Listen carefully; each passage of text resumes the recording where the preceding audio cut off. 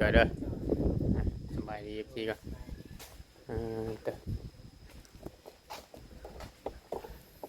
ใช้ได้ติดเบิ่งในรถน่ะแกงปลาไว้ เอาไม่ได้ถามเนาะบ่ใช่ฮะไม่ได้ถาม เดิน ไม่ได้ถามว่าเราเมียนใส่ แล้วเว็ดจะเว็ดใส่ เอ่อติดมันนำแล้วว่าปลาไปถึงได้หอยติดยากเด้อุ่นเกลืองมันนำตอนเช้า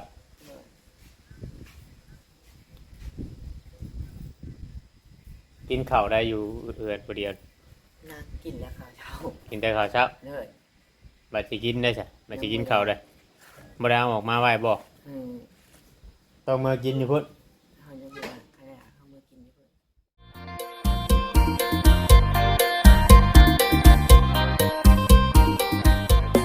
สบายดีเนาะพี่น้องเบิดสู่กูสู่คนนำเพียงเนาะไว้ช่วงชุบอนว่าสิเป็นพี่น้องทางฝั่งลาวเนาะกับสวัสดีพี่น้องทางฝั่งไทยกันหนึ่งโปโปกับช่อง YouTube ของเรายิงใจใจกันดอยเพียงเนาะวีสองอีกคือเก่าคือเดิมพี่น้องเลยเพิ่มเติมกับเมเวียนเข้ามาทางบ้านทางเรือนของน้องจ้อยหลังจากที่ว่าน้องๆคนอื่นเพิ่นไปหวานก้าเนาะจริงเนาะทางประกรณ์ก็ให้น้องจ้อยนี่อยู่เพื่อนพี่น้องเลยเขาบอชงเขาน้องด่าน้องแบบหวานก้าลุงแก้วก็ออกไปหน้าพุ่นวันนี้เนาะเพียงเนาะเวียนเข้ามาเปรตให้พ่อแม่พี่น้อง FC ในเบิ่งในชมน้ำกันแล้วก็จากเอาดินเอายางเข่าเมื่อวานนี้เนาะเพียงเนาะเพื่อมาถ่ายให้พ่อแม่พี่น้องในเบิ่งในชมน้ำกันอีกเท่านึงพี่น้องเนาะเมื่อวานนี้ก็เมื่อนี้ก็สำเร็จด้วยแหละพี่น้องเวียนเข้ามาเห็นก็เรียบร้อยแล้วบัดนี้พี่น้องเนาะเรียบร้อยแล้วแต่ว่าที่ทำเป็นให้พ่อแม่พี่น้องในเบิ่งในชมกันพี่น้องเนาะมองอีกทีเบิ่งชมกันบรรยากาศของคนที่ตกบ่ตกพี่น้องไปขึ้นมาอยู่ตัวแล้วเรียบร้อยแล้วพี่น้องเนาะก็ยังเหลือแต่ห้องอันน้องไม้ให้แหละพี่น้องเนาะแต่ว่าผมมีผู้ชายก็ทำนั่นก็เพื่ออันนั้นน่ะมันรถเขาปรั๊บบ่ได้มันเป็นตมพี่น้องเลยเนาะมันเป็นตมตัวแล้วเรียบร้อยแล้วมีแต่ว่าทาอันฝนตกใส่มาแล้วก็ให้น้องจอยฉีดน้ำล้างเดี๋ยวนี้น้องจอยเด้อสบายดีพี่ก็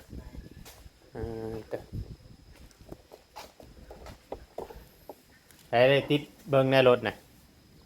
แกงปลาไว้ เอาไม่ได้ถามเนาะบ่ใช่ฮะไม่ได้ถาม เดิน ไม่ได้ถามว่าเราเมียนใส่ แล้วเว็ดจะเว็ดใส่ ติดมันนำแล้วว่าปลาไปถึงได้หอยติดยากเด้อุ่นเกลืองมันนำตอนเช้า เดิน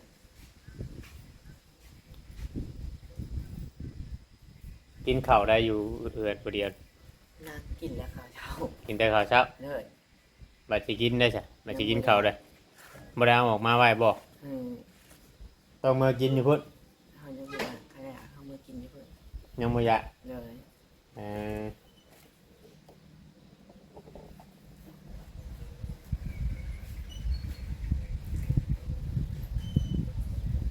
บ่เห็นเขาผู้ช่วยช่างพูดมามื้อนี้ติ โดนจะได้เขาอยู่ในเขาชาดินแล้วเอาเขาใน ก็ได้เช้านี้บ่ อันนี้เขาปรับตัวนี้แล้วชานี้ตอนนั้นแล้วแต่วันนี้ มันโตคนเขานั่นว่าแล้วแต่เมื่อวานนี้ โดย นี่มาซะปรับทางในพี่บัดนี้เนาะ โดย รอเบิ่งบัดฝนตกบัดนี้เนาะ โดย มันสิไปอังอยู่ไสพี่น้องเนาะเราเบิ่งบัดฝนตกคำมันอังอยู่เบื้องนั่นก็แม่นกล้วยคลองของคุณเด้อบัด โดย เพราะว่าช่วงตั้งแต่นั่นก็ฝนก็บ่ได้ตกเลยพี่น้องเนาะหลายมื้อเด้อแหละ4-5 มื้อแล้วฝนบ่ได้ตกเดี๋ยวขึ้นไปขึ้นมาสิ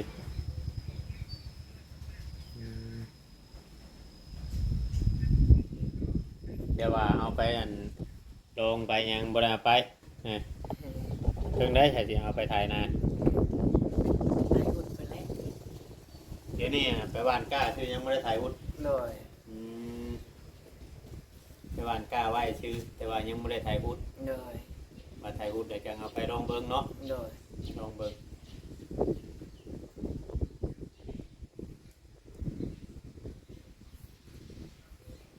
ได้จักตาแล้วเป็นเห็ดกา ตัก ลุงแก้วบ่ได้ออกมานี่บ่เช้า เราออกแล้วหากออกมาวันหนึ่งนะเรามาเอาถ่าน เออ นาพุทธ โดย อยู่หน้าก็ยังใช้ทานอยู่ บ่ไปทานมันนี่นะ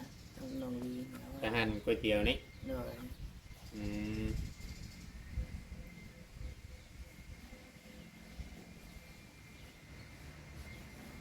มีแต่ว่าตอนเช้าสมมุติเข้าไปกินข้าวอยู่พุ่นบัดนี้เพิ่นย่างนึ่งข้าวอยู่พี่เด้อบ่ จักเลย ฮะ บ่ฮู้เดี๋ยวเฮานึงเองเนาะว่าหยัง อืมคำนั้นนั่นแหละจังว่าเจ้าก็หนึ่งเองเจ้ามันสำบาย โดย ข้าวก็มีแหละ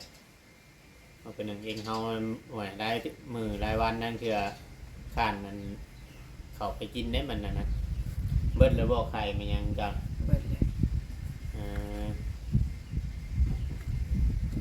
ไข่มามันยังเบิดแล้วเนาะ โดย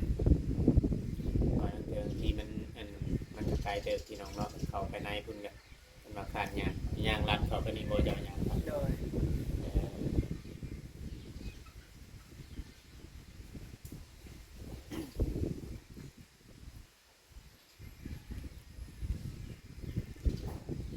ใช่คือว่าเขาโกหัวคันได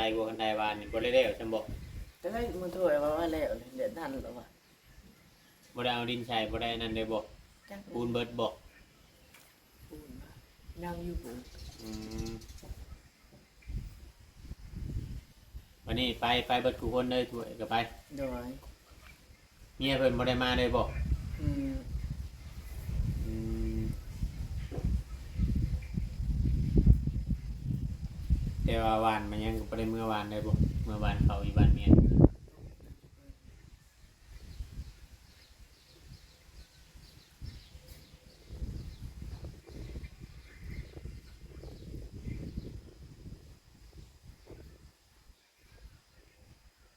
หรือว่าตั้งแต่นั่นออกไปมื้อนั้นก็ยังบ่ได้อันนั้นเลยบ่โดนตั้งแต่เจ้าขับออกไปมื้อนั้นยังบ่ได้นั่นเลยบ่ยังบ่ได้ขับอยู่ อืม เอ่อ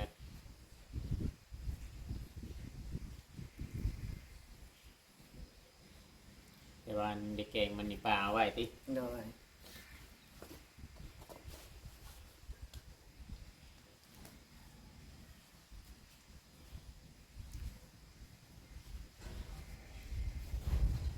มาตอนแรงก็ถามแล้ว โดย มือถึงตอนเช้ามาตอนเช้าให้จะติดติดก็ให้ระมัดระวังกันนะติด โดย นะ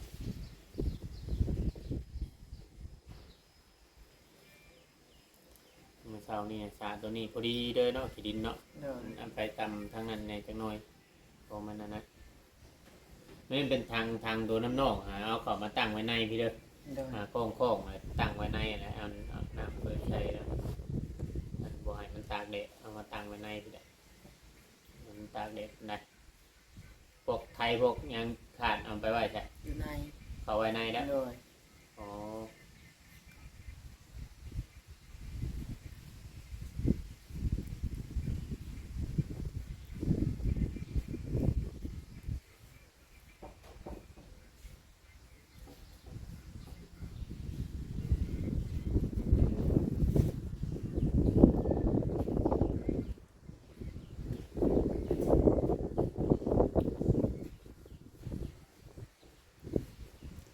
คือว่าอยู่มีแต่เพื่อนเจ้ากับเพื่อนน้องดาวนี่คนอยู่มื้อนี้เนาะ โดย คือว่าบ่ไอเดียเข้าไปยี่นี่คือว่าบ่ได้เห็นคน อัดประตู แม่น จักบ่อยู่ ไปข้างนอกได้บ่จ๊ะ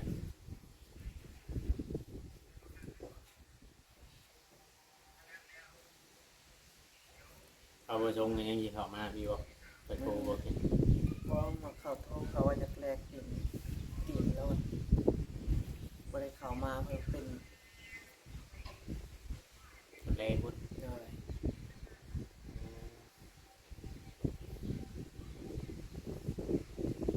มันยังบ่ได้ออกบ่ เขาก็เห็นข่าวลงสตอรี่ให้นึ่งหนึ่งแล้วว่า อืม เป็นของนั้น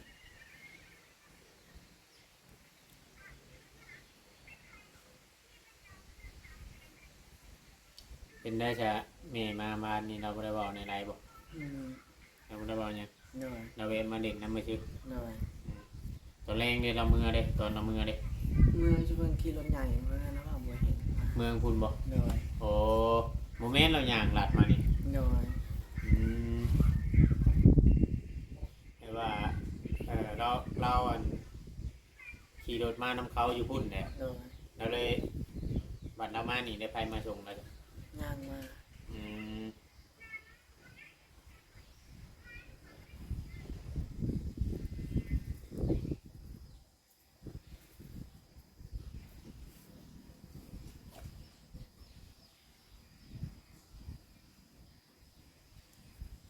ปิดน้ำก่อน เปิดน้ำบ่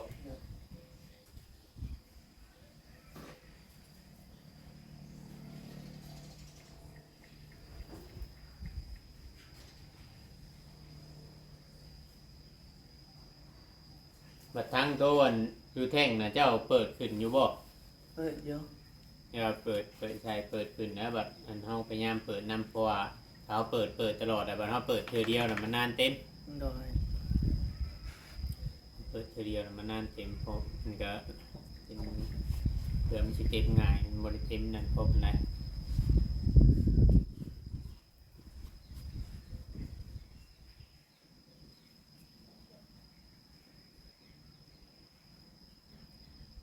แล้วเรียบร้อยเนาะเอาดอกเอาดินไปยังเขาเรียกว่ายังเหลือแต่เฮือนช่างพุทธยังสงสัยเข้ามาว่าเราบ่ได้อันนั้นมื้อนี้ก็แม่นเรามาสระวานนี่เนาะ โดย เพราะว่ากายมาเฮือนเพิ่นก็บ่ได้เห็นบ่ได้เห็นคนน้องเนาะบ่ได้เห็นผู้ใดนะน้องเวียงเองก็บ่ได้ไปเขาเพราะว่าเฮือนเวียงเฮือนน้องดาวแล้วก็แล้วที่เรียบร้อยเลยแหละเป็นจังไดก็สิเข้าไปอัปเดตให้พี่เบิ่งอีกเทื่อนึงเนาะหลังจากเวียงงานแล้วแต่จังหน่อยสิว่าบ่เห็น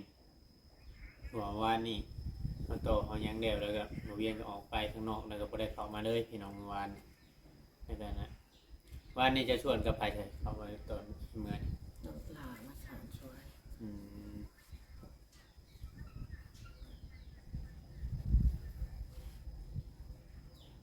ใครแต่ว่าพลโมฮัมมันเนาะ โดย คำพลฮัมนี่มันสิชวนยาก โดย เอาชวนผมมันยังอันนี้มันเป็นชวนง่ายอยู่พี่น้องเพอมันเป็นดินเฮเป็นดินเฮเดี๋ยวแต่ของน้องไม้หลังจากที่ว่าน้องไม้ออกไปนี่พ่อเราไม่ได้ออกมาเงินมายังเลยบอก ออกมาตัวมือเขาเห็นพาน้องนิ้วมาเอาเครื่องนะ ได้กับบริเห็นมาเลยเนาะ โดย โอ้เพราะว่ามากับเราขึ้นทางเฮือนบ่ได้คือเก่าเนาะ โดย มาก็ขึ้นทางเฮือนบ่ได้แล้วก็เราก็บ่ได้พาเขามาเลยพี่น้องเนาะ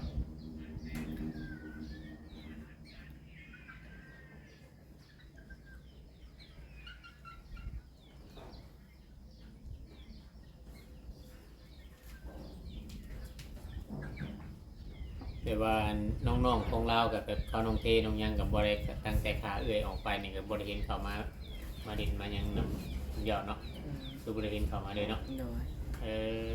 มีแต่ไปหน้าน้ำหนองถ้วยท้องไปเลยน้องที มื้อนี้ โดยเมื่อนั้นก็ไปเมื่อนี้ก็ไป เออ ไปพุ่นนะแต่ว่าบริเขามานี่ โดย ไปตามตรงไหตรงหน้าแล้วบัดนี้เนาะ โดย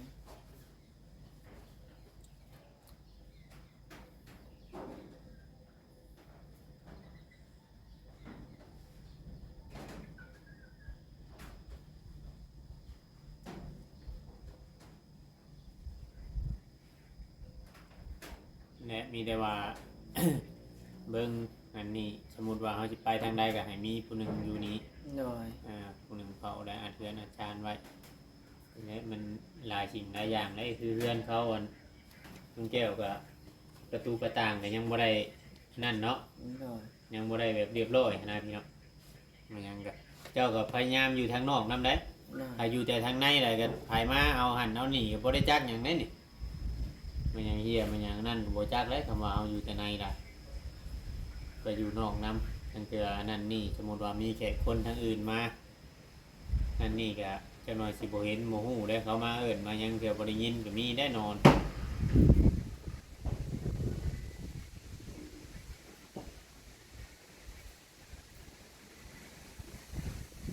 ตัวปวดมันแหลกเฮ็ดพวกนะนี่นะเขาจะเอาผมไปหามาจากทางบ้าน วานที่ป่าบ่ไปครับ นั่น นี่ได้เฮ็ดเพิ่งนะ บอก โดย เพราะว่าเห็นเขาโพสต์ลงในเพจในอย่างคือว่าเห็นพวกออนไลน์แค่เดียว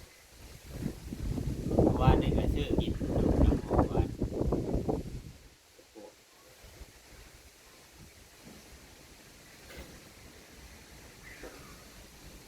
ยามมันนั่นแหละประตูประต่างอ่านไว้ยันงัวเขามากินกงงัว โดย มันกำลังตัวนั้นมันโป่งยอดเดี๋ยวมันนั่นแดดได้เลยมันก็เริ่มแตกยอดแตกหยังมันจะนั่น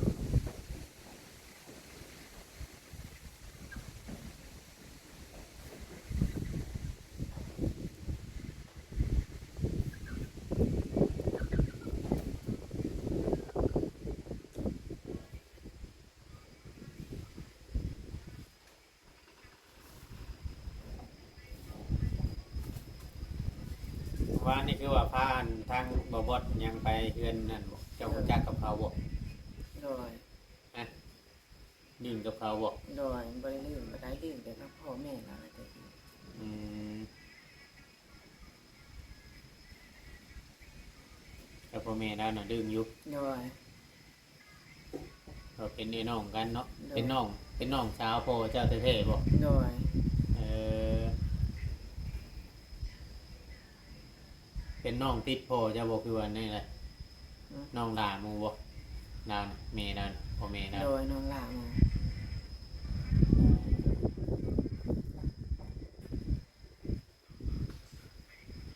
ที่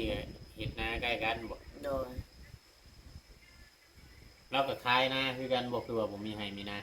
มีอยู่แต่บ่หลาย มีน้อย โดย อืมบัดเขาเจ้าคือว่าได้อันบัดเขาเจ้าคือว่าได้มีดินบางผู้เพื่อนพวกหยังบัดทุกเจ้าคือว่าผมมีดินบางผู้เพื่อนพวกหยัง โหดหักนะ ฮะแบบว่ายันว่าพ่อเจ้าแบบว่าเอาเมียไปอยู่อังอื่นเนี่ยบัดนี้แหละมันเขาเลยบ่ได้ให้ดินผู้เพื่อนเนาะ โดย อาจจะเป็นแบบชัดพี่น้องผู้ชายเด้มันบอกคือผู้หญิงนะผู้หญิงตามที่ว่า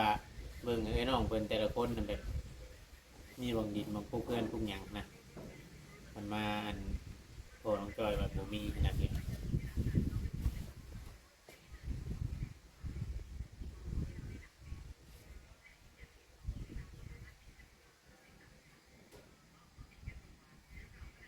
มีแต่ว่าเบิดเวียกเฮ็ดแล้วก็บ่ได้ไปเฮ็ดเวียกทางใดมีแต่ว่าเตรียมสิลงไห้ลงหน้าชื่อบัดนี้ โดย เตรียมสิลงไห้ลงหน้าชื่อพี่น้องไงเพราะว่าลุงแก้วเราไปเฮ็ดนั่นเฮ็ดประตูโคงวัดก็มีว่าเฮ็ดรวมกันกับชาวบ้านเนี่ยช่วยกันเฮ็ดในชื่อพี่น้องเนาะบ่ได้อันนั้นว่าแล้วแต่ว่าทางเพิ่นสิเฮ็ดเองก็ง่ายๆนะว่ามันเป็นเวียกรวมเนาะ โดย วันนี้นะซุ่มน้องๆนี่ก็มีแต่ว่านั้นวันนี้อยู่ทางนอกพี่มันก็สิจะเงียบเหงาแน่เพราะว่าทางเงินบ่ชงแล้วก็เปิดร้านค้าแล้วก็ทางประพรก็ถ้าอยู่ผู้เดียวก็ โดย บ่กล้าอยู่น้องวีเนาะ โดย อยู่ผู้เดียวก็บ่กล้าอยู่ถ้าอยู่ก็ต้องอยู่สองคน เพราะว่าทางเงินจากน้องบ่าวกีรันบ่าวหยังค่อยดื่ม แป้ง บ่แป้งบ่าวหยัง ปอ บ่แป้งบ่โปนั่นเพิ่นว่าง่ายๆว่าขาดสติแล้วพี่น้องเนาะแบบว่าคนที่ว่าสติปั่นเปื้อนเนี่ยแบบว่ากินสิ่งบ่ดีหลายหั่นแหละพี่น้องเนาะทางนั้นทางในบ้านเพิ่นก็เพิ่นบ่อยากรับแล้วพี่น้องในหมู่บ้านนี่แต่ว่าเพิ่นยังติดต่อหาทางพ่อแม่เราอยู่แต่ว่าติดต่อบ่ได้ โดย ว่าอยากให้เอากลับเมืออยู่บ้านทางพ่อพุทธว่าทานหยังก็เขาบ่ค่อยปากเนาะ โดย จะทานเขาปากอยู่บ่ บ่ได้บ่ได้ฝากนั่นแหละเอาไปเมื่อวานนี้ก็คุมเอาให้ไปนั่นกัน อืมทามหยังเขาก็บ่ค่อยปากนำเลยพี่น้องทามก็สิชื่ออยู่นะบ่ง่ายๆว่าวัดมือใดเขาอาละวาดเนี่ยน้องวีกับมันประพรนี่จนบ่กล้าอยู่เพื่อนคนแบบนี้ให้ระมัดระวังไว้ทางน้องเกิดก็บ่ต้องไปเอาเองกับเขาเด้อ โดย บ่ต้องไปอันนั้นนี่กับเขาแบบว่า คนดังเตืองที่แบบเขาเฮ็ดมาเนี่ยเฮาเอาผิดหยังบ่ได้กับคนผีบ้าคนแบบนั่นแหละมีแต่ว่าปล่อยให้ทางผู้รักผู้ใหญ่เพิ่นเว้า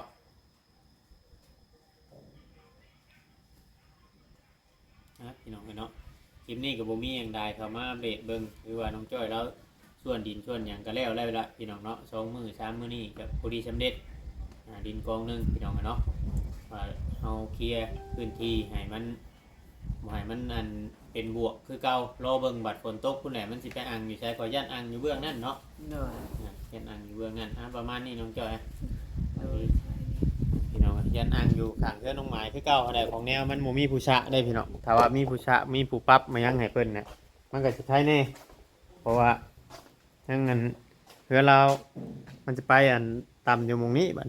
ต่ำอยู่หมองนี้ก็สิดีกว่านั่นอยู่เพราะว่าจะให้น้องจ้อยกล้วยไปพี่น้องพี่เนาะสำหรับของน้องจ้อยนี่ก็แล้วบ่แล้วพี่น้องเนาะถ้าว่าผิดพลาดการใดก็ต้องกราบขอโทษขออภัยหลาย FC ทางฝั่งลาว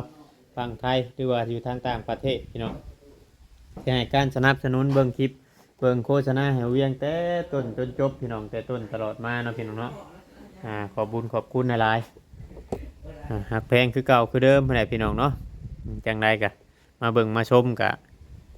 ติดตามมาตลอดพี่น้องเนาะคลิปนี้ก็บ่มีหยังหลายสิร่ำลาพ่อแม่พี่น้องไปแล้วอยู่ดีมีแฮงเบิดสุขุทุกคนพี่น้องขอกล่าวคำว่าสบายดีเบิดสุขุทุกคนเนาะ